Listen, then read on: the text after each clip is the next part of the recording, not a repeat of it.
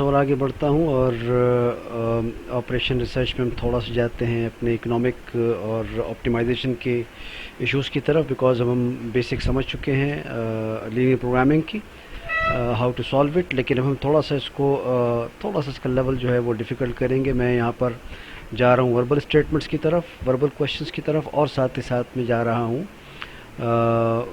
Variables को भी बढ़ाने की इस सिलसिले में जा रहा हूँ। सो फ़िलहाल तो मैं दो वेरिएबल पे ही बात करूँगा। और वर्बल स्टेटमेंट क्या है, ज़रा इसको क्वेश्चन को गौर से पढ़िएगा। मैंने यहाँ पे रेफरेंस भी दिया हुआ है, ये रमामूर्ति की किताब है, उसका चैप्टर नंबर 2 पेज और पेज नंबर 42 और उसका क्वेश्चन नंबर 2। सवाल यह है कि company manufactures two product X1 and X2 on 3 machines A, B and C, or X1 requires 1 hour for machine A and 1 hour for machine B and yields a revenue of rupees 3. Product X2 requires 2 hours of machine A and 1 hour of machine B and 1 hour on machine C and yields a revenue of rupees 5. Similarly, in the coming planning period, the available time for 3 machines are A, B, C are 2000 hours, 1500 hours and 600 hours respectively. Find the optimal product mix. वैसे तो ये 4 questions हैं, बल्कि ज़्यादा हैं, 5 है मेरे ख्याल में, लेकिन मैं आपको पहले पर थोड़ा सा एक्सप्लेन करूँगा और बाकी जो क्वेश्चन उसमें से आपने इसको करना होगा। इसको सबसे पहला अपने काम ये है कि इसको हमने कन्वर्ट करना है इनटू लीनियर प्रोग्रामिंग मॉडल। इसके लिए मैं जगह बना रहा हूँ ताकि आपको आइडिया हो कि आपने इस पर सोचना कैसे और करना कैसे है। सो यहाँ पर मैं इसके लिए लीनियर प्रोग्रामिंग मॉडल क्रिएट करूँगा, ताकि वो लीनियर प्रोग्रामिंग मॉडल हो तो फिर हम उसको ग्राफिक्स के ज़रिए या फिर सिम्प्लेक्स के ज़रिए, जिस तरह हम चाहें उसको सॉल्व कर सकते हैं। तो फ़िलहाल मैं इसको ग्राफिक्स के ज़रिए सॉल्व कर रहा हूँ, बिकॉज 2 वेरिएबल मॉडल है। 2 वेरिएबल को हम बेहतर है कि हम ग्राफिक्स के ज़रिए करें, और इसके बाद जो है मैं इसी 2 वेरिएबल मॉडल को सिम्प्लेक्स, जिसको हम गाशियन मेथड्स भी कहते हैं, उसके ज़रिए सॉल्व करूँगा और देखूँगा कि भी इसका हल या सलूशन क्या है। अगर आपको याद हो कि हमारे पास एलपी मॉडल में 2 चीज़ें होती हैं, एक होती हैं कंस्ट्रेंट्स और इससे पहले होता है हमारा ऑब्जेक्टिव। सो ऑब्जेक्टिव हमारी रिक्वायरमेंट है और कंस्ट्रेंट्स हमारी लिमिटेशंस हैं। अब अगर हम इस क्वेश्चन को गौर से पढ़िए कि इसमें हमारी ऑब्जेक्टिव्स क्या हैं। एक कंपनी है जो कि 2 प्रोडक्ट्स मैन्युफैक्चर करती है, X1 और X2, और उन 2 प्रोडक्ट्स को 3 मशीनों से गुजारती है, और हर मशीन पर, मशीन A, मशीन B और मशीन C पर X1 और X2 का एक कंज्यूमिंग टाइम उसने बता दिया है। और साथ के साथ ही दोनों प्रोडक्ट्स का जो रेवेन्यू आ रहा है वो रेवेन्यू भी बता दिया गया है सेपरेटली। और आखिर में पूछा गया है find the optimal product mix. इसका मतलब है कि उसको X1 और X2 का एक मिक्स चाहिए। तो इसका मतलब ये हुआ कि हमारे पास जो ऑब्जेक्टिव है, अब हमने ये सोचना है कि वो ऑब्जेक्टिव मैक्सिमाइज़ का है या मिनिमाइज़ का है। अब आप खुद सोचिएगा कि अगर आपको प्रोडक्शन मिक्स चाहिए, प्रोडक्ट मिक्स चाहिए, आपने प्रोडक्ट बनानी हो, आप प्रोड्यूसर हो, तो आप क्या चाहोगे कि प्रोडक्शन मैक्सिमाइज़ की जाती है कि मिनिमाइज़ की जाती है? यकीनन मैक्सिमाइज़ की जाती है। तो लिहाजा हमारा प्रोडक्शन जो हमारा ऑब्जेक्टिव होगा वो हमारा मैक्सिमाइज़ होगा। अच्छा, अब मैक्सिमाइज़ है तो हमने देखना है कि हमारे डिसीजंस वेरिएबल कितने हैं। डिसीजंस वेरिएबल हम उन्हें कहते हैं कि जिसका हमें सोल्यूशन चाहिए। तो चूँकि यहाँ पर हमारे पास आखिरी जुमला लिखा हुआ है find a product optimal product mix, तो हमारे पास 2 प्रोडक्ट्स हैं।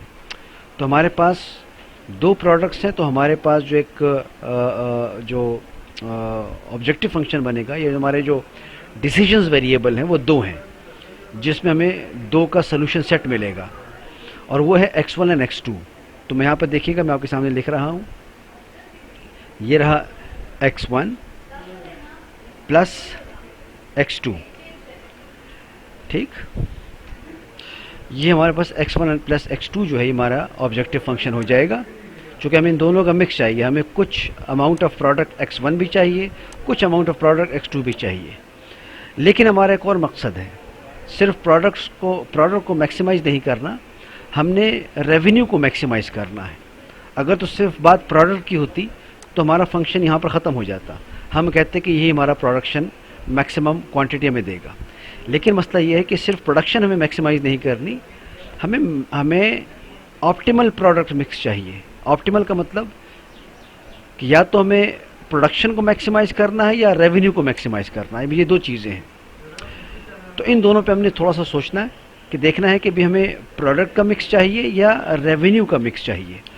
लेकिन यहाँ पर एक बात वाज़ेह होगी कि हमारे पास x1 और x2 यही डिसीजन वेरिएबल्स हैं। अब x1 और x2 दो प्रोडक्ट्स हैं, और अब दो प्रोडक्ट्स जब होंगी तो उसमें हमारे पास दो तरह के प्रॉब्लम्स हैं। या तो हमें प्रोडक्शन को मैक्सिमाइज़ करना है या फिर हमें रेवेन्यू को मैक्सिमाइज़ करना है। तो अगर आप देखिएगा इस पूरे क्वेश्चन में कहीं पर रेवेन्यू का जिक्र है तो फिर हम रेवेन्यू मैक्सिमाइज़ करेंगे, लेकिन अगर कहीं पर रेवेन्यू का जिक्र नहीं है तो फिर हमने प्रोडक्शन मैक्सिमाइज़ करनी है। तो प्रोडक्शन जो मैक्सिमाइज़ करनी है तो वो तो हमारा फंक्शन बन गया, लेकिन अगर रेवेन्यू मैक्सिमाइज़ करना है तो फिर हमें दोनों का इंडिविजुअल रेवेन्यू भी चाहिए। और जब मैं क्वेश्चन पढ़ता हूँ तो मुझे यहाँ पर दोनों का रेवेन्यू मिल जाता है। यार देखिएगा प्लीज़ कि company manufacture two products x1 and x2 on machines A, B and C।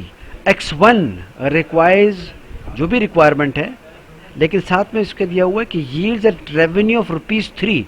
उसका मतलब है कि आपके पास x1 का एक यूनिट का रेवेन्यू आ रहा है 3, ये मैंने 3 इधर पुट कर दिया। और इसके बाद x2 जो है उसका रेवेन्यू हमारे पास आ रहा है 5, तो इधर मैंने इसका 5 रेवेन्यू पुट कर दिया। तो अब ये प्रोडक्शन नहीं हुई, अब ये हो गया रेवेन्यू। क्लियर? याद रखिएगा कि यहाँ पर हम अब प्रोडक्शन को मैक्सिमाइज नहीं करेंगे, हम रेवेन्यू को मैक्सिमाइज करेंगे। हो रही प्रोडक्शन है, हमने बनाना x1 है, हमारे बनाना x2 है, लेकिन हमारा मकसद प्रोडक्शन मैक्सिमाइजेशन नहीं है, हमारा मकसद रेवेन्यू मैक्सिमाइजेशन है। वो हमें इस तरह पता लगा कि हमें क्वेश्चन में रेवेन्यू इंडिविजुअल दे दिया गया, तो हमें ऑब्जेक्टिव फंक्शन इस तरह क्रिएट करना पड़ता है।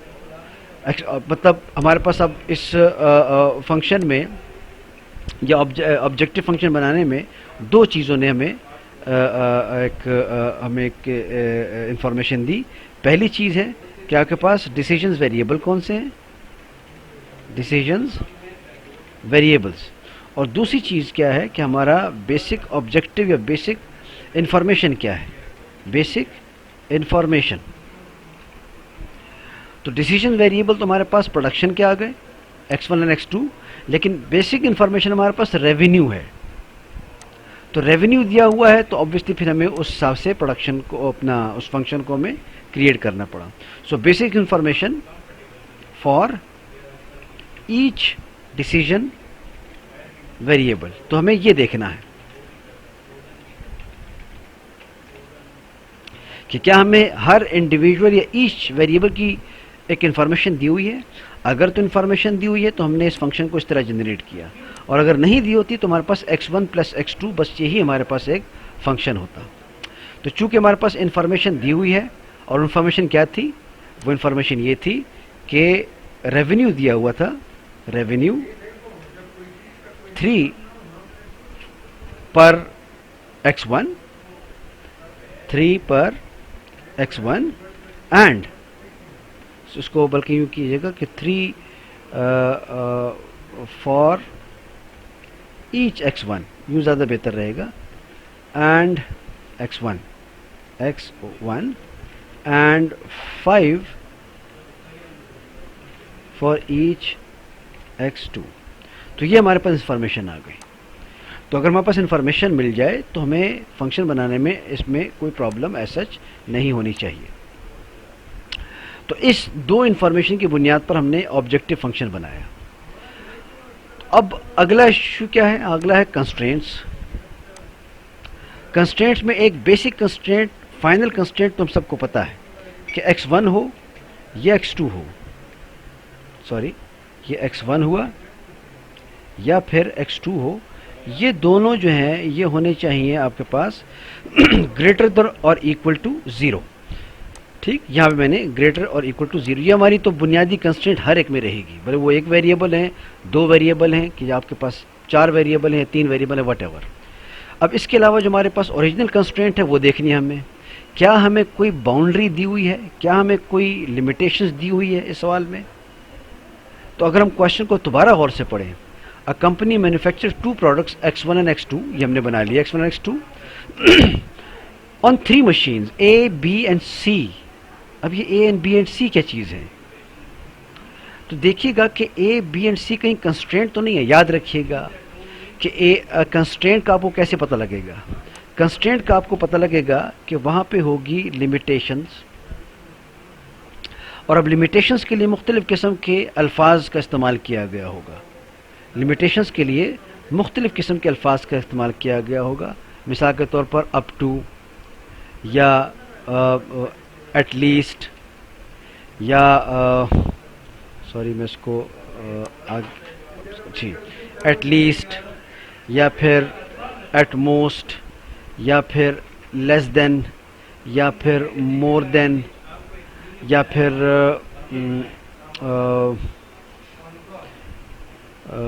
ये तकरीबन एक तरीके से बुनियादी अल्फाज हैं कि जो कि आपको इन्फॉर्मेशन देते हैं कि ये आपकी लिमिटेशंस हैं, और इन्हीं लिमिटेशन से बनती हैं आपकी कंस्ट्रेंट्स। तो अब देख लेते हैं कि हमारे पास क्या है इन्फॉर्मेशन में। इन्फॉर्मेशन में ये है कि ए बी सी 3 मशीनें हैं, और x1 बनाना है, और x1 1 घंटा लेता है मशीन ए पर, 1 घंटा लेता है मशीन बी पर, और रेवेन्यू देता है 3। तो वो हम बना चुके रेवेन्यू का। और 1 आवर ऑन मशीन ए और 1 आवर ऑन मशीन बी, इसमें ऐसे कोई अल्फाज इस्तेमाल नहीं हुए, तो भी हमारी कंस्ट्रेंट नहीं बन सकेगी। हम आगे बढ़ते हैं। x2 2 hours on machine A and 1 hour on machine B, again इसमें भी, और 1 आवर मशीन सी, इसमें भी हमें इस तरह के अल्फाज हमें नहीं मिले। आगे बढ़ते हैं। In coming planning period the available time, अब यहाँ पे एक लफ्ज़ मिला है अवेलेबल टाइम, ये हमें लिमिटेशन देता है। अवेलेबल टाइम का मतलब है कि मशीन ए बी और सी पर अवेलेबल टाइम जो है वो हर मशीन का अलग अलग दे दिया गया है। इसका मतलब ये अप टू का है, ठीक, अप टू, ठीक। मिसाल के तौर पर अब अगर मैं यहाँ पे लिमिटेशन बनाने जाऊँगा तो मेरे पास 3 किस्म की मशीनें हैं। Machine A, sorry machine A, machine B and machine C. अब मुझे क्या पता लगेगा भी ये मशीन ए और मशीन बी और मशीन सी ये आपके कंस्ट्रेंट्स हैं? वो इसलिए पता लगेगा चूँकि उसने अवेलेबल टाइम की एक टर्म दी है। टाइम अवेलेबिलिटी का मतलब है कि ये लिमिटेशंस है, ये अप टू वाला एक केस है। मतलब आप क्यों कह सकते हैं कि मशीन ए बी और सी के पास कमिंग प्लानिंग पीरियड में टाइम अप टू दिया हुआ है ए बी सी मशीन का। ए का अलग दिया हुआ है, बी का अलग है और सी का अलग है। ए का टाइम क्या है? That is 2000 hours. बी का टाइम क्या है? 1500 आवर्स। और सी का टाइम क्या है? 600 आवर्स। इसका मतलब हमारे पास मशीन ए का टाइम, अब मुझे बताइएगा जब टाइम होगा तो क्या हम इस टाइम से ऊपर जा सकते हैं? अवेलेबल टाइम का मतलब है कि you have to be within this limit, you have to be within this limit. तो अब मुझे बताइए कि अगर आपको 2000 घंटे मिल जाएं और 2000 घंटों के अंदर आपने काम करना हो तो कौन सा साइन लगाएंगे? आपकी रिक्वायरमेंट क्या होगी? आपकी लिमिटेशंस क्या हैं? You have to be less than this or you have to be more than this. Obviously you have to be less than this because आपने इन टाइम्स के अंदर रहते हुए काम करना है। तो हमें यहाँ पे मिलेगा साइन लेस देन का। किसका? लेस देन का। तो मैंने कहा ना कि इन्फॉर्मेशन आपको मिल जाएगी कहीं ना कहीं से, इसकी आपको अल्फाज देखने पड़ेंगे, आपको थोड़ा सा सोचना पड़ेगा। सो हमारे पास मशीन ए की रिक्वायरमेंट लेस देन की है, ठीक। इसको हमने कैसे लिखना है? ये मैंने मशीन ए की रिक्वायरमेंट लिखी कि मशीन ए की रिक्वायरमेंट जो है या लिमिटेशंस जो हैं वो है लेस देन और इक्वल टू 2000 आवर्स। आप 2000 घंटे या इससे कम में काम कर सकेंगे, अदरवाइज आप काम नहीं कर सकेंगे, इससे ऊपर नहीं जा सकते। सिमिलरली मशीन बी की रिक्वायरमेंट 1500 आवर है, तो ये भी लेस देन का साइन है। डेफिनेटली। और इसी तरह मशीन सी की जो रिक्वायरमेंट है वो 600 आर है। तो ये हमारी हो गई लिमिटेशंस।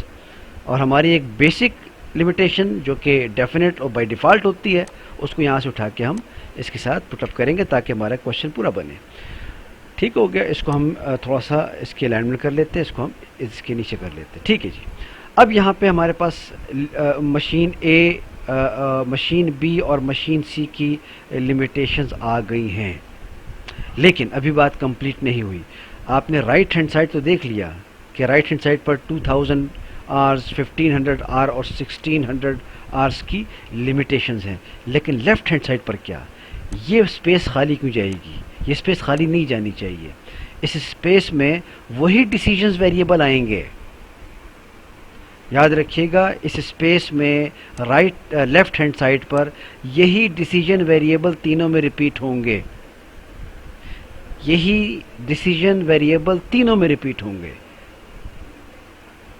लेकिन रेवेन्यू के साथ नहीं, सिर्फ डिसीजंस वेरिएबल। ठीक, ये देखिए मैंने आपके सामने वही दोनों डिसीजंस वेरिएबल, मैं रेवेन्यू नहीं, क्योंकि रेवेन्यू हमारा मैक्सिमम करने का जो ऑब्जेक्टिव है वो आपका रेवेन्यू है, लेकिन यहाँ पर अब बात हो रही है मशीन आवर्स की। तो मैंने वही दोनों डिसीजंस वेरिएबल इधर भी और इधर भी डाल दिए, लेकिन अभी बात फिर कंप्लीट नहीं हुई। अब आपको ये देखना है कि क्या इस x1 और x2 जो कि पहली कंस्ट्रेंट मशीन ए के लिए है, तो क्या x1 और x2 की इंडिविजुअल वैल्यू एक ही अवेलेबल है मशीन ए में? अगर है तो हम उसको लिख डालेंगे, अदरवाइज उसको हम डिलीट कर देंगे। क्या x1 और x2 की दोनों की इंफॉर्मेशन मशीन बी के हवाले से है? क्या x1 और x2 की दोनों की मशीन सी के हवाले से कोई इन्फॉर्मेशन है? अगर तो इन्फॉर्मेशन है तो उसको हम यहाँ पर कोएफिशिएंट की सूरत में लिखेंगे, नहीं तो हम उसको डिलीट कर देंगे। तो पहले हम देखते हैं कि x1 और x2 की मशीन ए के हवाले से। तो अब देखिएगा please, machine A B C, x1 requires 1 और ऑन मशीन ए। देखें, मशीन ए के हवाले से x1 की रिक्वायरमेंट दी हुई है, वो है 1 आर। तो मशीन ए के हवाले से 1 आर की रिक्वायरमेंट मौजूद है। और x2 की देख लेते हैं, product 2, x2 requires 2 hours on machine A. तो x2 की भी रिक्वायरमेंट हमें मिल गई है 2 आवर्स की ऑन मशीन ए। तो यहाँ पे हम डालेंगे 2। तो ये हमारी होगी पहली कंस्ट्रेंट कंप्लीट। ठीक हो गया। अच्छा, अब इसके बाद अब आते हैं दूसरी। क्या इसी तरह मशीन बी में x1 और x2 की कोई रिक्वायरमेंट दी हुई है? देख लेते हैं। x1 again, x1 requires 1 hour on machine B, बिल्कुल है 1 आवर ऑन मशीन बी। और x2 requires again 1 hour on machine B. x2 की भी requirement 1 hour on machine B है। गुड। और अब सी में देख लेते हैं कि machine C x1 requires machine B, machine A. देखें, अब यहाँ पे देखिएगा कि आपके सामने x1 के लिए मशीन सी की कोई रिक्वायरमेंट, कोई अवेलेबिलिटी नहीं दी हुई। देख लीजिए, आप पढ़ लीजिए इसको कि x1 requires 1 hour on machine A and 1 hour on machine B and yields 3 rupees revenue. मतलब मशीन सी के साथ इसका काम नहीं है। तो फिर आप ऐसा करेंगे कि इसको हम कर देंगे डिलीट। ये हो जाएगा डिलीट। ठीक। और अब x2 को देखते हैं कि मशीन सी की रिक्वायरमेंट है कोई।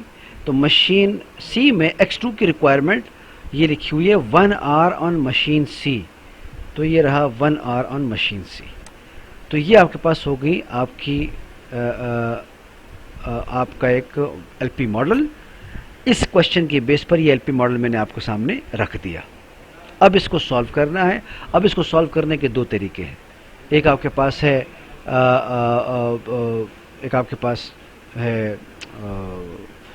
ग्राफिकल मेथड और एक आपके पास है सिंप्लेक्स मेथड। मैं दोनों से करने जा रहा हूँ। पहला मैं करूँगा ग्राफिकल मेथड। क्लियर? ये मैं उस क्वेश्चंस को उठा के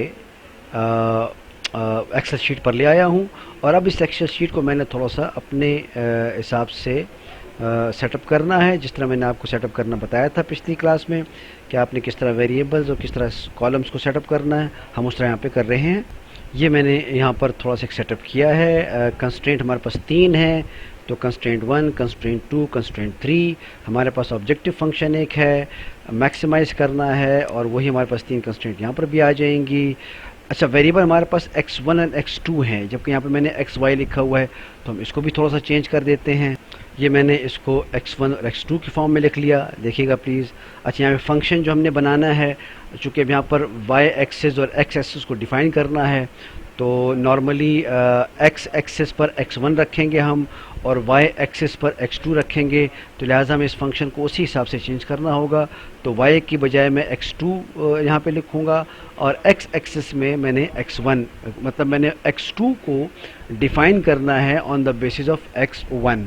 ये देखिए, मैंने इस फंक्शन को भी x2 के रेफरेंस से लिया है on the basis of x1। तो अब हमारे पास यहाँ पर एक फॉर्मेट पूरा है, हमने सिर्फ और सिर्फ यहाँ पे कंस्ट्रेंट्स को डेवलप करना है। सो हम उन कंस्ट्रेंट को इन जो बॉक्सेस हैं उसमें पुटअप कर लेते हैं, ताकि हमारा एक जो ग्राफ का सिलसिला जो है वो यहाँ पे डेवलप हो जाए। जी, यहाँ पे हमने ऑब्जेक्टिव फंक्शन और साथ के साथ हमने कंस्ट्रेंट फंक्शन को भी लिख डाला, और अब हम इन्हीं कंस्ट्रेंट फंक्शन को इन जो इधर हमने जो कंस्ट्रेंट 1, कंस्ट्रेंट 2, कंस्ट्रेंट 3 के कॉलम बनाए हैं, एज इट इज़ यहाँ पे कॉपी पेस्ट कर लेंगे। मैं इसको यहाँ से कॉपी कर रहा हूँ, कॉपी, और यहाँ पे आके इसको मैं ट्रांसपोज करके पेस्ट कर देता हूँ। तो ये मेरे फंक्शन बन गए, और चूँकि साइज़ थोड़ा सा डिफरेंट है, इसको साइज़ को मैनेज कर लेते हैं। इनको उठा के हम ले लेते हैं 8 पर, या अगर इससे भी कम हो रहा है, सो वी हैव टू सी के गैप्स किधर हैं। यहाँ पे मैंने इन फंक्शंस को ट्रांसफर करके यहाँ पे कॉपी किया, और अब मुझे यहाँ पर चाहिए इनके कोफिशेंट्स x1 और x2 के। यू नो इट, आपके पास x1 का कोफिशेंट कंस्ट्रेंट 1 में 1 है, इधर 2 है, और इसकी जो कंस्ट्रेंट लिमिट है वो है 2000, और इधर 1 और इधर है 1500, और इधर है 1 नहीं है तो 0 चलेगा, और 2 में इसकी 1 उसकी रिक्वायरमेंट है, और इसकी लिमिट जो है वो 600। और साथ के साथ हमारे पास जो z वेरिएबल है, तो z वेरिएबल का भी हमारे पास कंस्ट्रेंट इक्वेशन होनी चाहिए, तो उसको भी पुट करते हैं, उसकी हम कोएफिशिएंट भी डाल देते हैं। ये हमने z वेरिएबल डाल लिया इधर, जो कि हमारा ऑब्जेक्टिव फंक्शन है, और इसके कोएफिशिएंट भी हम यहाँ पे पुटअप कर देते हैं, विच इज़ 3 एंड 5। और चूँकि इसकी राइट हैंड साइड वैल्यू नहीं होती, तो यहाँ पे हम एक हाइपोथेटिकल वैल्यू डालेंगे, और वो हाइपोथेटिकल वैल्यू माइट बी कोई भी हो सकती है, मैं इसको फ़िलहाल ले रहा हूँ एज 100। ओके, अब मुझे यहाँ पर अगेन, जिस तरह मैंने आपको लास्ट वीडियो में बताया था कि इसमें मुझे इन वैल्यूज़ को या इन फंक्शंस को कन्वर्ट करना है इनटू लीनियर फंक्शन। इसके लिए मुझे इस तमाम इक्वेशंस की ये फॉर्म चाहिए जिसमें x2 को डिफ़ाइन किया गया हो x1 की बेस पर। और इसके लिए मैंने आपको तरीका बताया था कि कैसे हम इंटरसेप्ट को कैलकुलेट करेंगे और कैसे हम स्लोप को कैलकुलेट करेंगे। तो इंटरसेप्ट को कैलकुलेट करने के लिए हम क्या करेंगे, हम करेंगे कि ये जो हमारी राइट हैंड साइड वैल्यू है, इस राइट हैंड साइड की वैल्यू को लॉक करने के बाद, सॉरी लॉक नहीं करेंगे, सॉरी राइट हैंड साइड की वैल्यू को डिवाइड करेंगे x2 की वैल्यू पर, ठीक, और इक्वल का साइन दबाएंगे तो ये हमारे पास आ गया इंटरसेप्ट। और इसको कॉर्नर से पकड़ के आप आखिर तक ले जाएं तो तमाम के तमाम इंटरसेप्ट कैलकुलेट हो जाएंगे। जबकि स्लोप के लिए आपने क्या करना है कि आपने x1 की जो वैल्यू है उसको डिवाइड करना है उसी x2 की वैल्यू पर। इंटर करें, और इंटर को करने के बाद इसको आप ड्रैग करके बाकी भी कैलकुलेट कर लें, और यहाँ पे हमारे पास बाकी कैलकुलेशन आ गई है, ठीक।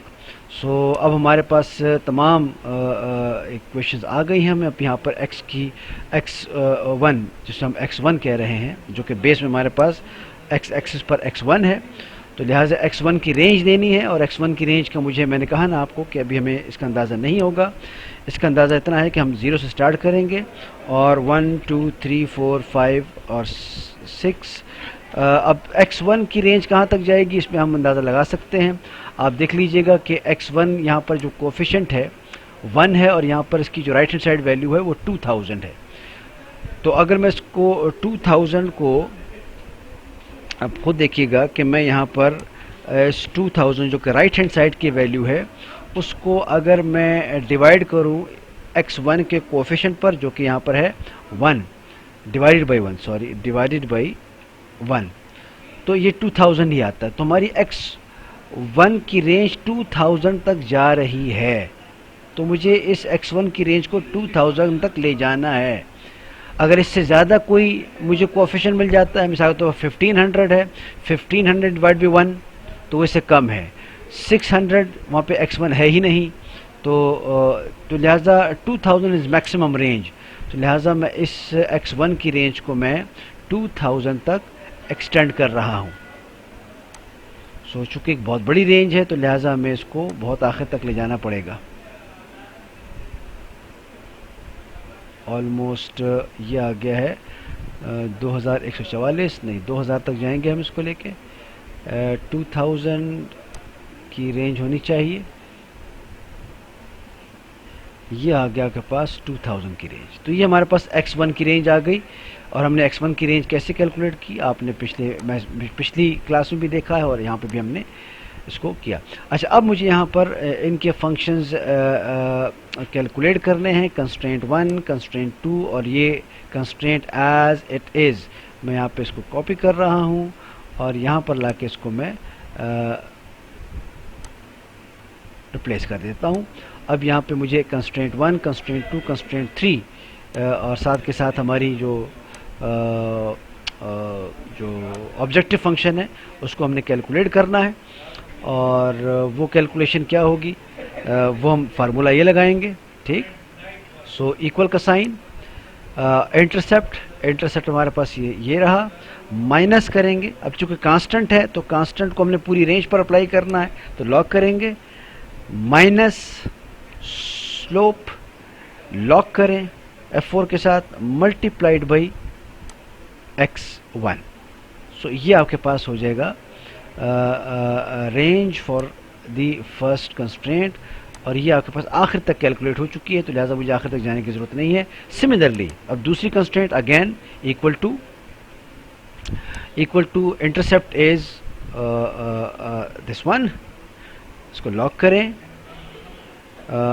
माइनस करें, अगेन स्लोप, इसको हम लॉक करते हैं, मल्टीप्लाइड बाई x1। ये हमारे पास होगी दूसरी कंस्ट्रेंट की पूरी रेंज। ये पूरा कैलकुलेट हो चुका है, लिहाजा हम यहाँ पे कैलकुलेशन नहीं देखेंगे, हमने इसको सिर्फ ग्राफ करना है। और जबकि यहाँ पर हमारे पास जो है वो है x2 is equal to that is intercept, जो कि हमारे पास इंटरसेप्ट है ये दिस वन, लॉक करेंगे, माइनस x1 का जो स्लोप जो है वो कोएफिशिएंट 0 है, तो अगर आप ना भी करें तो चलेगा, तो लिहाजा करें या ना करें इसको कोई फ़र्क नहीं पड़ता, लेकिन चले इसको मल्टीप्लाई कर देते हैं, लॉक करके मल्टीप्लाई कर दें इसको x1 के साथ, जिससे कोई फ़र्क नहीं पड़ेगा। और ये मैंने आखिर तक खींच दिया, देखें यहाँ पे कोई चेंज नहीं आ रहा। अब मुझे क्या करना है, अब मुझे इन तीनों कंस्ट्रेंट्स को ग्राफ पर प्ले करना है, ठीक हो गया। ग्राफ के लिए मुझे थोड़ा सा स्पेस चाहिए, मैं यहाँ पर इंसर्ट में जा रहा हूँ, इंसर्ट में जाता हूँ इस ग्राफ की तरफ, लाइन ग्राफ पे आ जाता हूँ, और लाइन ग्राफ पर मैंने इन ग्राफ को ऐड करना है। इसको सिलेक्ट डाटा करें, ऐड करें, ऐड में पहली कंस्ट्रेंट मैं इधर से ले लेता हूँ, कंस्ट्रेंट नंबर 1 ये ले ली, एक्स सीरीज़ यहाँ पे रख के आप शिफ्ट एंड और एरो के ज़रिए आप आखिर तक चले जाएं, और वाई सीरीज़ जो है इसमें यहाँ पे डिलीट करेंगे हम, और वाई सीरीज़ को डिलीट करने के बाद हमारी जो पहली कंस्ट्रेंट है, सॉरी बहुत ऊपर है तो उसको हम यहाँ से खींच लेते हैं ताकि हमारा वक्त बचे थोड़ा सा। तो Y series would be like here this one, और ये हमारे पास हो गया। इसको हम ओके करेंगे और इसको भी ओके करेंगे। हमारी पहली कंस्ट्रेंट ड्रा हो गई है। सो दिस इज़ हमारी कंस्ट्रेंट, और अकॉर्डिंग टू दिस कंस्ट्रेंट हमने इस लाइन के साथ या इसके अंदर रहना है, इससे ऊपर नहीं जा सकते। सिमिलरली अब मैं इसमें ऐड करता हूँ दूसरी कंस्ट्रेंट। दूसरी कंस्ट्रेंट के लिए again right click, select data, add, और ऐड में आपकी कंस्ट्रेंट नंबर 2 रही ये, और एक्स सीरीज़, x1 सीरीज़ या x एक्सिस की सीरीज़ सेम आखिर तक ही रहेगी, और y की जगह अब कंस्ट्रेंट 2 की जो सीरीज़ हमने बनाई है हम वो ले लेंगे। तो y की जगह हम ले लेंगे this one, and shift and और एरो के साथ आखिर तक चले गए। ओके कीजिए, ओके करें, और ऊपर जाके हम इसको ऑब्ज़र्व करते हैं हमारे पास। सो ये हमारे पास कंस्ट्रेंट आ गए। अच्छा, इसमें नेगेटिव वैल्यूज़ आ रही हैं, तो कोशिश करते हैं कि नेगेटिव वैल्यू वाली जो स्कीम है उसको हम डिलीट कर देते हैं। तो नेगेटिव वैल्यूज़ आपकी आ रही हैं तकरीबन कहाँ से, इसको थोड़ा सा हम देख लेते हैं यहाँ से। सो यहाँ के बाद हम इसको आखिर तक ले जाके इसको डिलीट कर देंगे, ताकि हमारे पास नेगेटिव वैल्यूज़ का जो कैनवस स्पेस ले रहा है वो न ले पाए। तो अब हम देखते हैं अपने ग्राफ को। सो अब हमारा ग्राफ इज़ क्वाइट रेडी। अब इन दो लाइनों के अंदर अंदर रहना है, और इन दो लाइनों के अंदर रहना है, लेकिन अभी तीसरी कंस्ट्रेंट बाकी है। तो तीसरी कंस्ट्रेंट के लिए again select data, add, add में हमारे पास constraint number 3, constraint number 3 is this one, या इसको इधर से कर लें।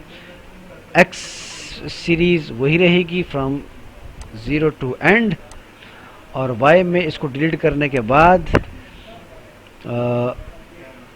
आप आ जाए तीसरी कंस्ट्रेंट की तरफ। यहाँ पे तीसरी constraint end up to last, और इसको ओके कर दीजिए, और इसको भी ओके कर दीजिए।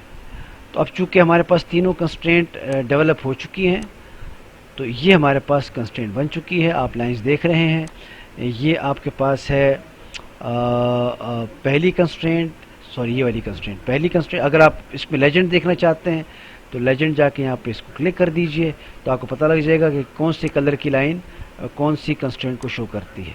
तो हमारे पास ये ब्लू कलर की लाइन है, ये कंस्ट्रेंट नंबर 1 है। आपके पास ये जो ऑरेंज लाइन है, ये आपके पास कंस्ट्रेंट नंबर 2 है, और ये जो ग्रे लाइन है आपके पास कंस्ट्रेंट नंबर 3 है। तो अब हमने इन तीनों लाइनों के अंडर रहना है, किसी भी एक लाइन से ऊपर नहीं होना चाहिए। अब हम यहाँ पे हम इस पे एक्सप्रेस करेंगे अपना फिजिबल रेंज। वो फिजिबल रेंज के लिए मुझे यहाँ पर वो शेड करना पड़ेगा, वो मैं कर देता हूँ उधर। इसको शेड करने के लिए हम इंसर्ट में जाते हैं, इंसर्ट में जाएंगे शेप्स की तरफ। शेप्स में हम ये वाली जो सीरीज़ है इसको क्लिक करते हैं, और अब देखते हैं कि हमारे पास इन तीनों लाइंस के अंडर एरिया कौन सा आता है। इन तीनों लाइंस के अंडर एरिया जो है, सॉरी मैं पहले क्लिक करूँगा, ये हमने क्लिक किया, और यहाँ पे क्लिक करें और इसको छोड़ दीजिए। फिर इसको लाएं इस 0 तक, फिर क्लिक करें, फिर इसको लाएं इस 1500 तक, अगेन क्लिक करें, फिर इसको लाएं इस 2 इंटरसेक्शन पॉइंट पर, इसको भी क्लिक करें, और फिर लाएं इसको इस इंटरसेक्शन पॉइंट पर, इसको भी क्लिक करें, और आखिर में लाके इसको अपने बेसिक पॉइंट पे जोड़ दीजिए। तो ये हमारे पास हो गया है वो एरिया जो कि आपका फिजिबल रीजन है, जहाँ पे आपका सोल्यूशन सेट मौजूद है। इसको थोड़ा सा हम इसकी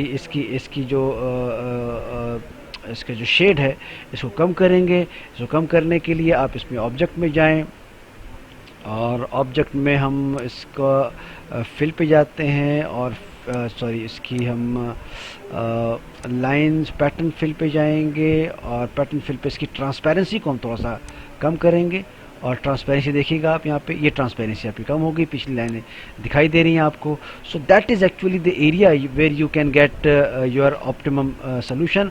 और आपको मैंने बताया था कि ऐसे एरिया में, ऐसे फिजिबल सेट में आपका जो सोल्यूशन सेट होता है वो हमेशा कॉर्नर पॉइंट्स होते हैं। अब कॉर्नर पॉइंट्स आपके पास, या तो अब तो इसको थोड़ा सा अगर मैं इनलार्ज करूं, तो अब देखिएगा प्लीज़,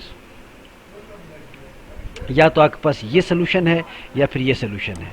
तो इस सोल्यूशन को देखने के लिए आपको क्या करना पड़ेगा, आपको z फंक्शन को भी कैलकुलेट करना पड़ेगा, जिसको हम कहते हैं ऑब्जेक्टिव फंक्शन। सिमिलरली उसी तरीके से इक्वल का साइन दबाएं, ये आपके पास हो गया इंटरसेप्ट, लॉक कीजिए, माइनस स्लोप लॉक करें इनटू x1 और इसको आप आखिर तक ले जाएं।